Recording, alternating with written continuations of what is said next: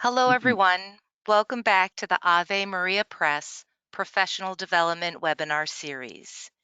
In today's webinar, Chris Baglow will address the misconceptions of the incompatibility of faith and science and offer us a deeper understanding of our profession of God as Creator.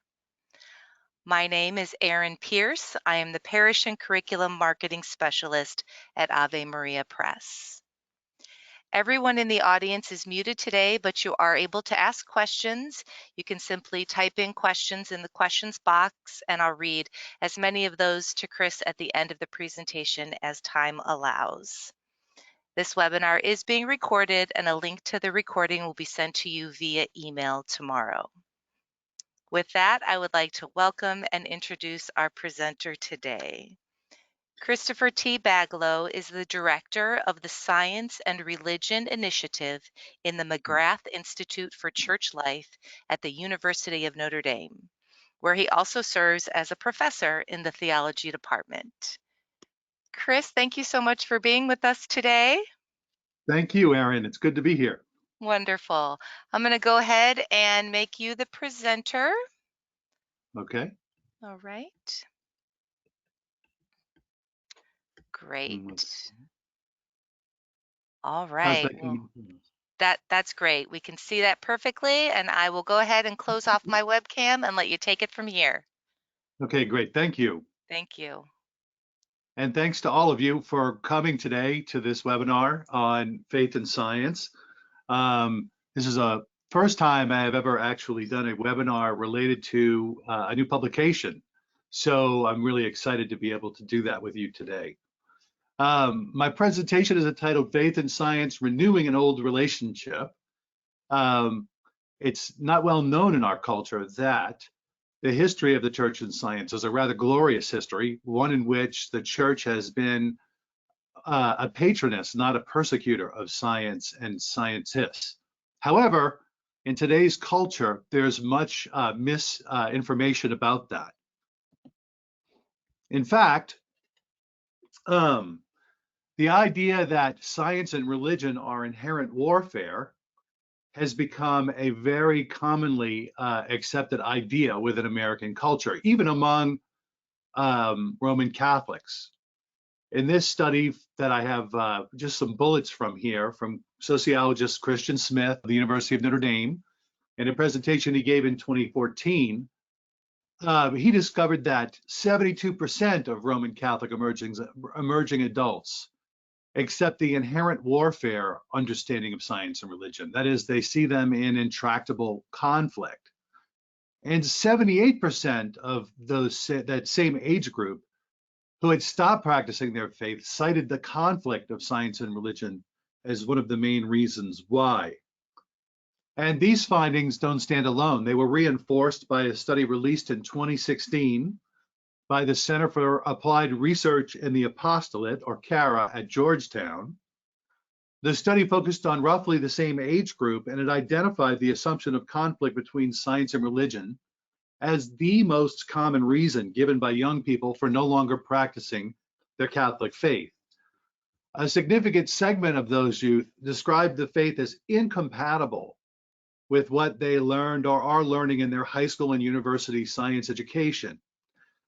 Typical responses were, the Catholic faith no longer fits what I understand of the universe.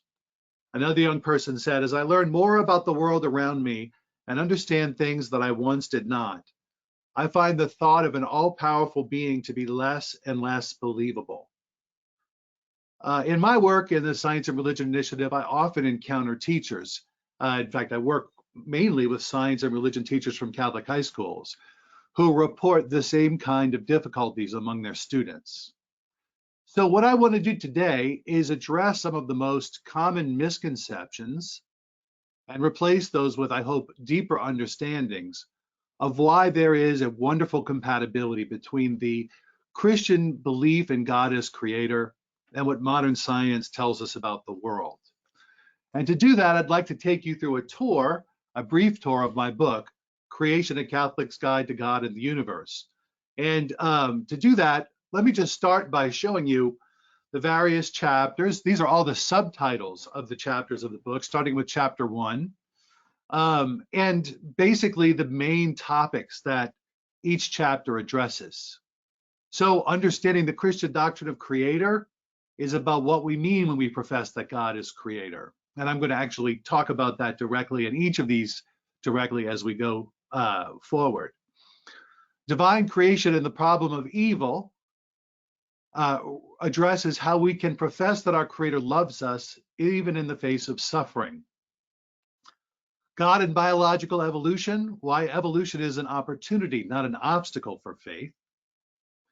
Adam, Eve, and the origins of humanity is about how to understand human dignity and uniqueness in the light of what science tells us about our animal origins.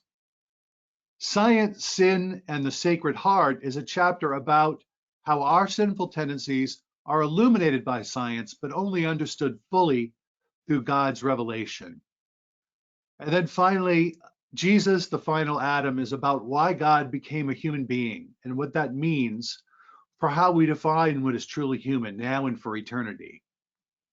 And finally, Order, Openness, and Hope in the Age of the Virus is about going back to this issue of the misconception of conflict between science and religion to see how overcoming that misconception is key to evangelization in today's world. So those are the subtitles of each chapter, but as I go now, I found this webinar a wonderful opportunity, although the book is not illustrated, to actually think, how would I illustrate each book? Or each chapter of this book? What pictures would I use? And so as I go through each chapter and talk a little bit about the substance of these issues, I have some illustrations to go with it. So I hope you enjoy those. So the first chapter, the main title of the first chapter is Love is the Reason. And the picture on the left refers to a book by Douglas Adams called The Hitchhiker's Guide to the Galaxy. The second book in that trilogy begins, in the beginning, the universe was created. This has made a lot of people very angry and has been widely regarded as a bad move. When I read that book in the mid-1980s, I was a teenager and in full rebellion from the Catholic faith of my upbringing. And in the sentences immediately following that first sentence, I found what I thought was a wonderful indictment of what I had been taught about the doctrine that God is the creator of all things. Adams says, many races believe, and recall this is science fiction, many races believe that the universe was created by some sort of God, though the Jatravardid people of Vodal 6 believe that the entire universe was in fact sneezed out of a being called the Great Green Arkle Seizure. The Jatravardids who live in perpetual fear of the time they call the coming of the Great White Handkerchief are small blue creatures with more than 50 arms each, who are therefore unique in being the only race in history to have invented the aerosol deodorant before the wheel. Now, to my mind at that time, what I thought Christians believe about creation seemed just as fantastic as irrational as the Great Green Arkle Seizure. In fact, the Christian doctrine of creation seemed fantastic and irrational to the late Douglas Adams, who wrote that book, who called himself a radical atheist. In fact, Richard Dawkins gave the eulogy at his funeral. Of course, I had, and I believe he had, an extremely superficial understanding of the biblical doctrine of creation, which I dive into in this chapter. The Jatravardid theology is what the new atheists think Christians believe about creation, at least in its essentials, and I'll explain. So in this chapter, I try to show the difference between the Christian doctrine of creation and the way it is misunderstood, and the true understanding in contrast to the misconceptions of new atheists like Douglas Adams, Richard Dawkins, and Stephen Hawking. To summarize, the Jatravardids of Douglas Adams see creation as something coming into being from some greater being, the Great Green Arkle Seizure. But Christians see creation as coming into being out of nothing. And they, above all, we do not see God as a being, not even the supreme being, but as the source of being to all things. Also, the Jatravaardin saw creation as a process, something with a beginning, a middle, and an end, a sneeze. Christians see creation as an act coming from eternity, one that brings time itself into existence along with all things that exist, and one that affects every moment of time. Right now, God is saying, let there be light. Right now, God is saying, let us make humanity in our image and likeness. The Jatravaardin saw creation as an accident, unintentional, reflexive, a sneeze. But Christians see no necessity on the part of God to create. Creation is out of the perfect freedom of God. Therefore, it produces a universe that freely develops. And here we have a hint of how we might see evolution in light of Christian theology. And finally, and most tragically, the Jatravaardin saw creation as something solitary. After all, a sneeze is something covered up, something that causes us to apologize. But Christians believe creation to be from the Trinity, ex Trinitate, the overflow of perfect self-giving love and togetherness. It is an act of mercy, one which causes goodness where goodness is absent. That is the doctrine, or that is the act of creation by God. And so the deepest meaning of God's creative act can be seen in the act by which he redeems us, Jesus' act of self-giving love on the cross. We are created out of mercy, and we are redeemed through mercy. And that's why I include the second picture here, which is a portrait of the Dominican preacher Meister Eckhart. He once said, "Do you want to know what goes on in the core of the Trinity? I will tell you. In the core of the Trinity, the Father laughs and gives birth to the Son. The Son laughs back at the Father and gives birth to the Spirit. The whole Trinity laughs and gives birth to us." In other words, we are not an accident. We are the fullest expression of God's divine joy, which echoes from eternity and causes us to exist. But when we consider the evil and suffering that we see everywhere, divine laughter can seem something like mockery. How can God laugh while we cry? Of course, that misunderstanding is why the second chapter of the book deals with the problem of evil. Pope Benedict XVI often asked the question about how we can profess that our Creator loves us, even in the face of suffering. The picture on the right is of his 2006 visit to Auschwitz. He walked through the gate of terror alone, a gate which still bears the Nazi lie to their Jewish victims, "Work will make you free," and then turned to the Lord and spoke these words. In a place like this, words fail. In the end, there could only be a dread silence, a silence which is itself a heartfelt cry to God. And here's his question.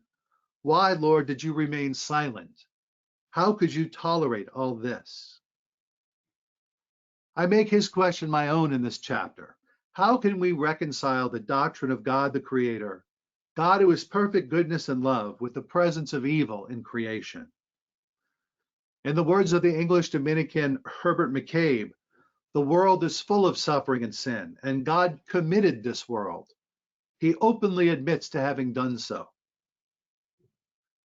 Many think of the universe as a machine built by an all-powerful engineer. See the picture on the left. Therefore, they think that if there are any flaws in this universe, that must mean that there must be a flaw in the engineer, or more likely, that there's no engineer behind it. But engineers do not enter into personal relationships with their creations.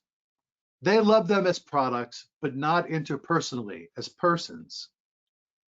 What if God created, as we believe, the universe for persons out of love and allows them to be real causes of each other? That changes the picture radically in relation to the problem of suffering. From that perspective, and above all from the perspective of Christ's resurrection, which reveals what God really wants for his creatures, we know that God gives freedom only for the sake of goodness. So the answer of faith to the problem of evil is the virtue of hope, the steadfast conviction that God does will a world without evil, and is actively working to bring the universe and history to its perfect completion.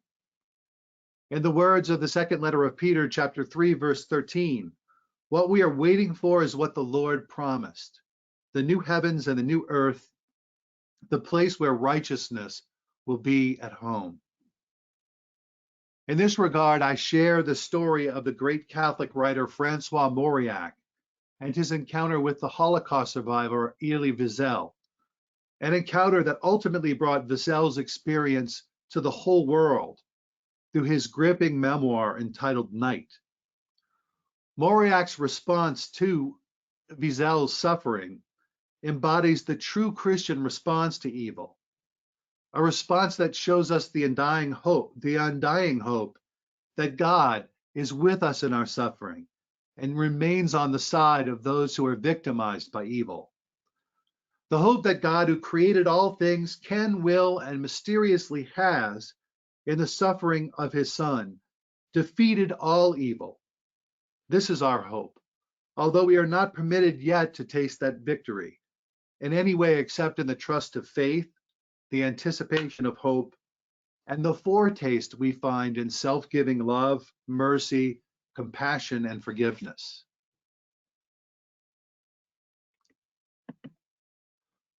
That brings me to chapter 3. One part of the answer to the problem of evil is that God is not coercive. He does not force his creatures into a rigid program in which there is no freedom. And therefore, evil and suffering can and do arise in his creation. And so, we can think about evolution as God freely creating a universe that freely develops. As St. John Paul II said in 1986, there are no difficulties regarding the faith to be found in the theory of evolution. This chapter is first about explaining why there are no difficulties, but then works to help readers see that evolution can be understood as the disguised friend of faith, if we think about it clearly. That brings me to the picture of the license plates on the left.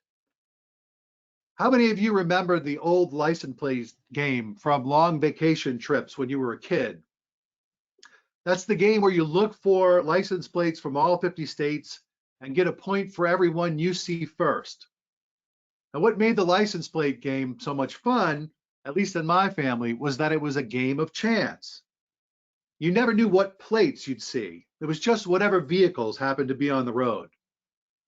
But that in no way means that for the drivers of those vehicles, there was no reason for being on the road. Each of them had a purpose for whatever journey they were on. Now, we in our car didn't know their purpose or their itinerary, so we had no way to predict which license plates would show up. It was truly chance for us, but it was not chance for them. I share that story because it shows that believers should not reject evolution simply because evolution involves chance. Accepting the presence of chance or random events in evolution as well in our lives is not a denial of God's providence. Even in the accidental elements involved in life, God is still the Lord of history and the universe. In other words, what is chance to us is not chance to God. The picture on the right is a picture of St. Augustine. I end my chapter talking about St. Augustine because few today know that St. Augustine speculated something like evolution, that God must have created the universe complete from the beginning with the capability of producing life naturally, as he put it, out of the very texture of the elements, which corresponds, at least generally, to what the science of evolution also says. Because of God's perfect wisdom, St. Augustine taught, he must have made the world capable of doing his will. And he didn't need to intervene over and over and over again to make life happen. St. Augustine could never have hypothesized what Darwin would do one day, common descent with modification through millions and millions of years. Mainly because he had no idea of the age of the Earth, which Darwin had from biology. So we can see Darwin's theory of evolution as the scientific answer to Augustine's great theological insight, namely that when God created the universe from its very first moment, he created it capable of producing life as he intended it to. And so if Augustine could see a sign of God's creative activity in what he supposed must have been a natural origin to life, why shouldn't we accept evolution today? Now, moving to the next chapter, St. Augustine saw that even human beings would have had a natural origin, just like the rest of life. We come from the earth just as all living things do. But what did that involve? How, or should I say, how many humans did that involve? And that's the topic of chapter 4. The picture on the left is William Blake's Adam and Eve. Of course, a natural origin to the human species we now know involved a long history of descent from other animals, from other primates, a picture that doesn't leave much room for the idea of a single couple, which is how it's depicted in the second creation account in the Bible. So the question is, do faith and science turn into foes instead of friends here? Not at all. In this chapter, I explain why the assumption of a single man and a single woman is not really a matter of faith for Catholics. After all, the Hebrew word Adam means humanity, and the Hebrew word Abba means, or Eve, means life, or to give life. When you have a narrative in which humanity marries life, who gives birth to all the living, you're obviously dealing with something so much more important than science. You're dealing with a symbolic account of the creation of humanity, which points to the deepest meaning of things. With that in mind, in this chapter, I turn to the second creation account and to the mysterious image of God breathing into the nostrils of Adam, the breath of life. That is, the creation of the human soul, as the picture on the right depicts. At the beginning of our species, and indeed at the beginning of every human life, we're faced with a beautiful paradox.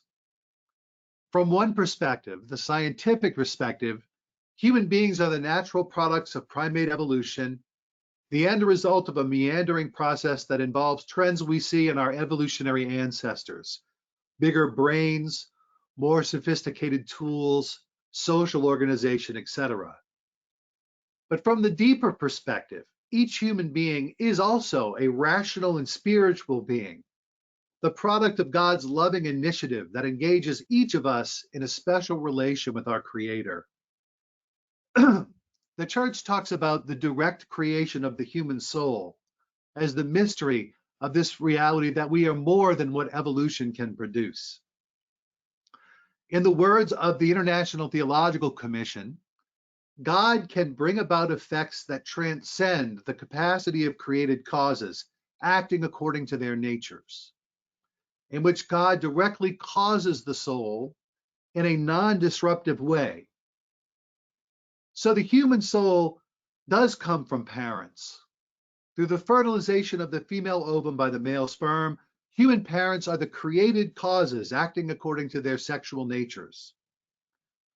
But what makes human reproduction different is not that God disrupts it or creates something separate from it and next to it, but rather causes it to produce a life principle that transcends that of the other animals. As the absolute ground of being, the source of being to all things, as we discussed a little while ago, God works within the causality of parents, allowing them to transcend themselves in their own act of causing, allowing a biological reality to produce something much more than merely a biological creature. He works not next to, but within human conception to create the human soul. And because of this, human beings are the summit of divine creation. We can think of human beings as the great Amen, in which the universe is made capable of responding to God the way God has lovingly caused it to be. Now, if the truth that God creates all things out of love needed some explaining in light of the problem of evil, as I did in chapter 2, that last statement needs some explaining too. This idea that humans are the summit of creation, which brings me to my next brush with the problem of evil, the problem of human sin. The picture on the left is of the oldest symbolic artifact we know of that has ever been produced by humans. It was produced in and around Blombes Cave, South Africa, 70 to 100,000 years ago. But in that same region, from that same time period, we also find the remains of a cannibal feast. Human beings from the beginning have been capable of dark deeds. And that brings us to the doctrines of fall and original sin, our need for salvation. We now know, thanks to science, much of what puzzles human beings about their tendencies towards evil deeds comes from our evolutionary inheritance. We are animals, and we have, so to speak, we're animals, and we have received animal instincts and inclinations from our evolutionary forebears. In this chapter, I consider how that can be understood as compatible with the doctrine that God made us good, and how we might also understand that it was through free decisions that sin entered the world. Speaking of that, of sin and of original sin, Pope Benedict XVI approached that mystery from the perspective of human personhood and relationships. Being in the image of God means that we are persons that are capable of communion, of bonding in close, loving relationships, and whose lives make no sense without being in loving relationships with each other. Sin is the disturbance of relationships. Whenever I sin, I make myself the center of the universe, rejecting God and others. Sin is willed loneliness. Pope Benedict says the first sin damaged the network of relationships at the very beginning of human history. The world of human community we all enter at the beginning of our existence is marked by relational damage. God's response to the mystery of Blombes Cave is the cave of Bethlehem, the incarnation, which we see in the picture on the right. Christ answers the ambiguity of our moral fragility and our inclinations towards evil with perfect love in the incarnation, living out an ordinary human existence in an extraordinary way. He did not take up human nature as it existed before sin damaged human life. His human nature was not fallen, but the nature he assumed had all of the effects of a fallen nature in order to redeem it, purifying it through the abundance of his love and through his perfect obedience to the will of his Father. Our devotion to the Sacred Heart of Jesus is the perfect expression of this amazing truth. God loved us with a human heart. He reversed the disobedience of sin by persevering through his sufferings and his temptations in obedience to his Father. And that is how he became the source of eternal salvation for all who obey him. As an example of what this looks like when grace enters the human heart, that grace enters the human heart, I contrast the many expressions of outgroup bias that have tainted human history with racism and violence with the example of St. Peter Claver, the great slave of the slaves, as the new natural, the recognition of all human beings as brothers and sisters made possible by the grace of God given to us in Christ. Now, that last part was too important to leave to a single chapter. So in the final chapter of the book, I offer another way of understanding our humanity through the lens of Jesus as the new and final Adam. This is beautifully depicted in the image on the left from the north porch of Chartres Cathedral. Notice that this is a depiction of Genesis chapter 2, verse 7, which we've already discussed. God forming humanity from the clay of the ground. But notice that the face of the one forming Adam is the face of Christ. He is the one who brings human evolution and human life to its greatest realization. The first Adam, symbolic of the first human beings, was simply a preparation for the real goal of the creation of humanity, the final Adam, who fulfills what began long ago. Here's the lesson the sculpture offers us. If we define ourselves only by the first Adam, we fail to discover and realize the fullness of our humanity as intended and willed by God. Through relating the first creation account to some key passages in the Gospels and also in St. Paul's letters, I consider how Christ shows the fullest potential of our humanity. What makes Jesus the fulfillment of our humanity is not the grisliness of his death, but the perfection of his love that he showed there. That love is what makes his sacrifice for us perfect and complete. As St. Augustine once observed, a true sacrifice is an act done for the purpose of clinging to God in a holy fellowship, directed to that final good which makes possible our true happiness. And it is in the Christian life, which always involves clinging to God and loving one's neighbor, that the process of becoming fully a human being after the image of the final Adam, Jesus, is possible for all of us. The Christian life is the adventure in which the image of God is completed, and all who believe, as they are refashioned into the very image of Christ. Ultimately, however, the completion of our humanity occurs not only in his life and death, but in his glorious resurrection, the picture on the right. The key to understanding the resurrection is the reality of love. And the resurrection, the final stage of human evolution, as Pope Benedict once referred to the resurrection, reverses the paradigm of human existence. In this first phase of human existence, biological life is necessary in order to love. Millions of years of the evolution of life ultimately brought about creatures that were capable of loving in a way that images God's love. In his sacrificial death, Jesus valued that love more highly than the biological life that made it possible. His resurrection tells us that, although in this existence one must first have biological life in order to love, the power of love is greater than the power of the merely biological. In his resurrection, biology is encompassed by and incorporated into the power of love. And so love, his love, makes it possible for us to transcend the limits of biological existence.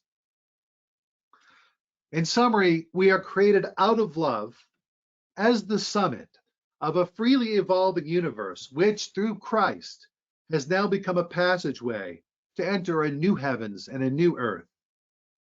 Modern science is not an obstacle to faith.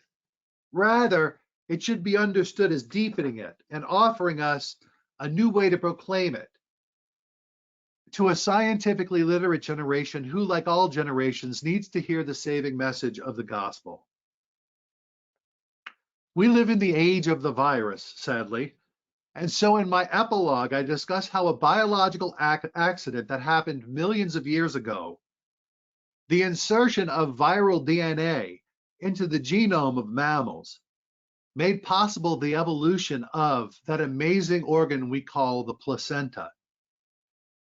Viruses, as we know all too well in 2021, bring disorder and death, and yet in this case, millions and millions of years ago, viral DNA became a key source of order and a new way of producing life, a way through which every human being is nourished and brought into the world, the way in which Jesus himself was nurtured in the womb of Mary. With that background, allow me to conclude my comments by reading you a short section from this epilogue. I wrote, Mary became the mother of God according to his human nature, through the placenta that she and her fully divine, fully human son, the final Adam and our Savior, knitted together in the intimacy of her womb. And just as the Holy Spirit overshadowed Mary in the virginal conception of Christ, He was already at work far in advance when an ancient virus paved the way for the physical link between Mary and the incarnate Son of God, and for that matter, between every mother and her unborn child. It is the same Holy Spirit who also transforms this present moment and all moments, offering hope to believers precisely in the unanticipated and startling transformation of death into life, of sacrifice into strength, of sorrow into joy, and of disappointment into hope. And as St. Paul writes, hope does not disappoint us. Can this example inspire hope in the age of the virus? Both the coronavirus, but also the virus of societal fracture and division that stalk our world. It certainly can, but only if the bearers of the Spirit, the church, the community of believers, are ready to proclaim the gospel to our scientifically literate culture in a way that offers the amazing discoveries of modern science a wider, deeper foundation, the perspective of the eyes of faith, without diminishing the truth that science has discovered. St. John Paul II trailblazed this new path in 1988 when he wrote these words to the director of the Vatican Observatory. Science can purify religion from error and superstition. Religion can purify science from idolatry and false absolutes. Each can draw the other into a wider world, a world in which both can flourish.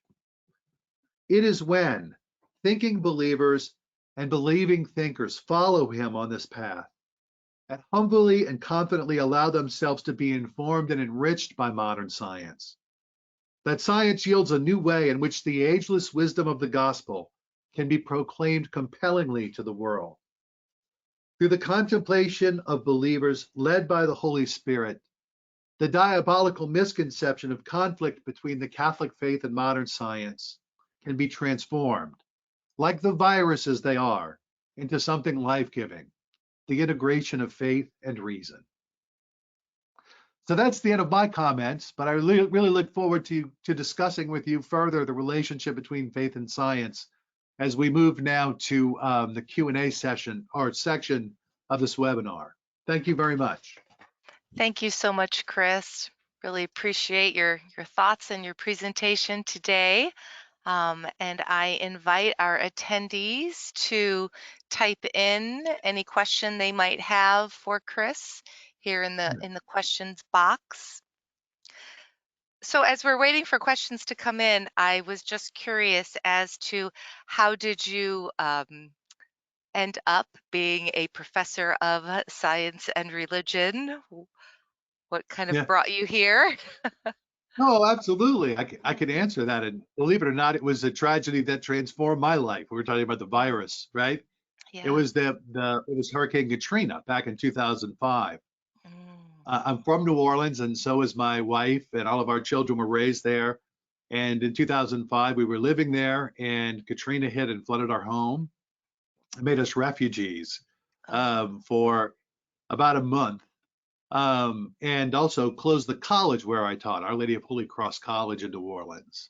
Mm. And it was at that time that, without any anticipation of this on my own, that a priest who was president of a Catholic high school in Mobile, Alabama, contacted me, thanks to a friend who told him my name, and asked me if I would be interested in creating a curriculum for their school on faith and science. Well, I didn't even know if I was going to continue to have a job at that point. Mm-hmm. And plus, I also thought the idea was pretty fascinating. So I decided to say yes. Oh, wow. And ultimately, that curriculum became a published textbook called Faith, Science, and Reason, Theology on the Cutting Edge. And my work with the faculty at McGill-Tulane ultimately became a series of seminars for Catholic high school science and religion teachers, which we're still doing now. We have two this coming summer, in fact. And once I was doing that for a while, the McGrath Institute for Church Life got the same idea, and the John Templeton Foundation put us together. And for a while, I was working as an outside collaborator, and then in 2018, they asked me to come. Now, during all that time, I was also a professor of theology at, as I said, Our Lady of Holy Cross College, and then Notre Dame Major Seminary in New Orleans. So Okay. it was it was a great way for me to continue doing that, but also to spend more time working on this particular issue. Uh-huh. Wow, how Yeah, interesting. yeah, Yes. Yeah. Again, the good that can come from the bad, right? yes, Yes. exactly. Mm-hmm. Mm-hmm. Which is a Awesome. major theme of the book for sure. Absolutely. Right, Yeah. right. Yeah. So if someone was found found themselves in a debate with somebody who took a literal interpretation of the Genesis creation story, how might you be able to guide them in that dialogue or conversation? Well, it would depend. I mean, if I was speaking to someone who was a Catholic, who took the Catholic faith seriously, I think the first thing I would probably do is turn to many of the statements that have been made by our last three popes about this matter.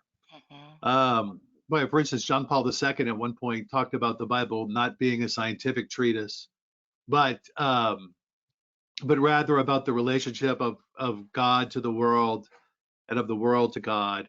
He even said any other teaching, meaning scientific teaching, is alien to the intentions of the Bible, which does not wish to teach us how the heavens were made, but how one goes to heaven. Mm. So there's one good example, but I could give you several more. Pope Francis has addressed it, Pope Benedict has addressed it. And in fact, one major source for my book was his book called In the Beginning, which he wrote as a cardinal on the creation accounts in the Bible. Hmm. So that's how I would talk to them. It would be a little bit more difficult if a person found themselves in dialogue with someone who, because of their profession of faith as a Christian, has a certain view of the Bible that doesn't allow for a symbolic interpretation. Hmm. The Catholic approach recognizes symbolism as something essential to understanding the Bible, but for some, there's this idea that it's not. Hmm. In that case, I might go, as I do in the book, to the first creation account and try to show how reading it with reference to its symbolism actually shows us something much more beautiful and much richer about God than just saying God did this on one day and this on the second day and this on the third Right. day. Right. Yeah. Okay, great. So, but always with respect. You know what I mean? Yes. Yeah. So, Yes, with respect, with charity. Hmm. yes, indeed. For sure, for Absolutely. sure. Wonderful. Well, that gives us a place certainly that we can start from. Um, Yeah. thank you. Yes. Okay, we have a question here. How would you respond, oops, to those? Let's see, I just got another big question. Okay. How would you respond to those who struggle to accept a loving God who would require the suffering and death of his own son? Hmm. That's a Mm, great question and one that I it don't is. address in the book. Yes. I was just teaching about that today in my Foundations of Theology class. I'm not kidding, actually, when I tell you that. Um, Much of the class, we're in the section of my foundations course where we talk about Jesus, and much of the class period today was focused on Jesus's words, my God, why have you abandoned me?" Mm-hmm. We understand those words as God actually abandoning Jesus. I think we entirely misunderstand them. Rather, I think that what's happening there is Jesus is taking upon himself the experience of everyone who suffers, right? Mm-hmm. Um, in such a way that he is, we might even say, empathically, right, with empathy, entering into the condition of those who find themselves alienated from God, from others, from self, victims of evil and of tragedy, right? So Mm-hmm. Jesus enters willingly in their condition, not because the Father requires it of him, but because our condition requires it. So that he can save us from within our suffering and not from outside our suffering. Mm-hmm. That's beautiful. Yeah. Yeah. Thank you. Wonderful. Yes. Wonderful. All right. All right. Well, it looks like we are about here to the end of our questions. So, Mhm. wanted to talk a little bit about the book that you're referring to, Yeah, which is part of the Engaging Catholicism series from McGrath. Do you want to talk a little bit about the purpose or the intention of these books? sure. The whole purpose of this series, and there are more books to come, is to, as it says, engage Catholicism, particularly Catholic doctrine, in a way that tries to show its living relevance for today. Mhm. Recognizing places um, where interpretation of doctrine needs to begin to focus on the needs of people and the questions that they have, right? Mm. Rather than simply just ignoring those or offering shallow reflections on them. So Mhm. in my case, I try to do that with science. I know in my colleague's case, Tim O'Malley, he does that with the real presence of Christ in the Eucharist. Mhm. And of course, Carolyn's beautiful book on prayer is also a great way of helping people today learn the rich tradition of prayer in the church and the rich ways that it's expressed. Yes. So, and more books will be coming. I'm not sure of all of the titles or things to come, but I know that I know one of them is in the works and others are being conceived of as we speak. Yes, we've got another one coming from Tim O'Malley on becoming a Eucharistic people. Yes, So that one, yes, yes.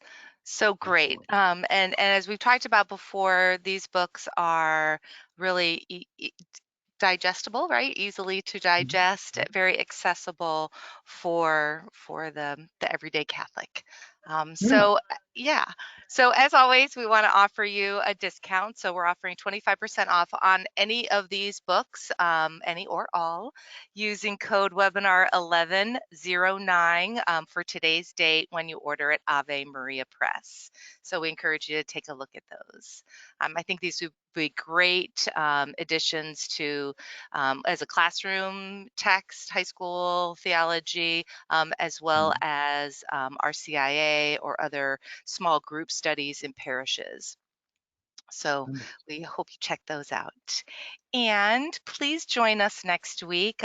Bob Schutz is going to be speaking with us about sexual healing and wholeness. So we'll send out an email tomorrow regarding that also. So, Chris, thank you so much for spending this time with us and sharing your expertise. And for all of our attendees who have joined us today, thank you also. It We was hope my that great pleasure. Thank you. thank you. Yeah, we hope that you have an excellent day and week, and we will see you next Tuesday. Take care. Thanks so much. Bye bye.